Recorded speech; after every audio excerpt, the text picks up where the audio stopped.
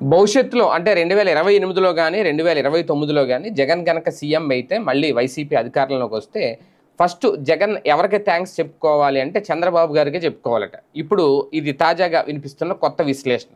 ఎందుకు అంటే ప్రస్తుతం జగన్మోహన్ రెడ్డి మీద ఏ స్థాయిలో వ్యతిరేకత తీసుకొచ్చే ప్రయత్నం చేయాలో ఆ స్థాయిలో చేస్తున్నారు.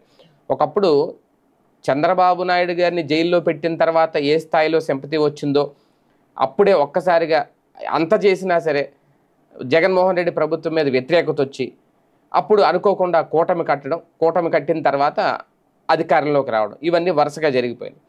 అంటే ఆ స్థాయిలో ప్రజల్లో సింపతి తీసుకురావడంలో అప్పుడు చంద్రబాబు నాయుడు గారికి జగన్ సహకరిస్తే తెలుసో తెలియకో ఇప్పుడు జగన్కి చంద్రబాబు సహకరిస్తున్నారా అన్నట్టుగా ఉన్నాయి ప్రస్తుత రాజకీయాలు. అంతకు మించి ఆయన చివరి ఏడాదిలో చేస్తే ఈయన మొదటి నుంచే జగన్ మీద సింపతి పెరిగేలాగా, మొదటి నుంచే జగన్ మీద పబ్లిక్లో సానుకూలత వచ్చేలాగా, కూటమి మీద వ్యతిరేకత పెరిగేలాగా నిర్ణయాలు తీసుకుంటున్నారా అనేది ఇప్పుడు వరుసగా కేసులు పెట్టడం దగ్గర నుంచి మొదలైంది. సోషల్ మీడియా కేసులు పెట్టడం దగ్గర నుంచి చివరికి లిక్కర్ స్కామ్ అనే ఒక పెద్ద భూతాన్ని మేము తెర మీదకు తీసుకొచ్చాం అని చెప్తున్నారు. కానీ అది నిజంగా కనిపించే భూతమా కనిపించని భూతమా, నిజంగా ఆ స్కామ్ ఉందా లేదా, ఆ స్కామ్లో నిజంగా వీళ్ళంటున్నట్టు 3,500 కోట్లు 3,600 కోట్ల స్కామ్ జరిగితే ఎంత రికవరీ చేశారు, అదంతా లేదు ఖర్చు పెట్టేశారు అని తేల్చి చూపించడం ఎంతవరకు కరెక్టు. ఇదే నేపథ్యంలో రేపో మాపో ఈ కేసులో జగన్ కనుక అరెస్ట్ చేస్తే